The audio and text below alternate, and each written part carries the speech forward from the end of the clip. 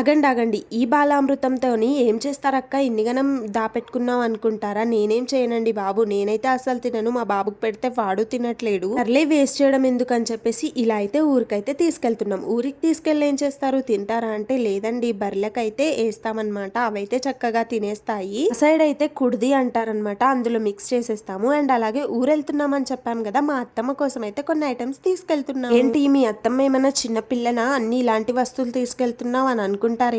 అవునండి, చిన్నపిల్లే అనుకోండి. ఎంతైనా మనం చక్కగా చూసుకోవాలి కదా వాళ్ళని. సో అందుకనే వాళ్ళు తినడానికి కొన్ని డ్రై ఫ్రూట్స్ అలాగే కొన్ని స్నాక్స్ ఐటమ్స్ అయితే ప్యాక్ చేసుకుంటున్నా. సరే ఊరెందుకు వెళ్తున్నానో చెప్తాను వినండి. మా ఊర్లో హనుమాన్ జయంతికి సంబంధించి ఏదో ఫెస్టివల్ అయితే చేస్తున్నారంట. నాకు క్లారిటీగా తెలీదు. సో చిన్నపిల్లలందరూ ఉన్నారని చెప్పి మా అత్తమ్మ మొన్న కాల్ చేసి చాలా బాధపడుతుంది మా హస్బెండ్తోని. అయితే నేనన్నాను మా హస్బెండ్కి, సరే ఒక రోజు వెళ్ళొద్దామని అయితే సడన్గా ప్లాన్ వేసుకున్నాం. వెనస్డే రోజు వెళ్తున్నాం.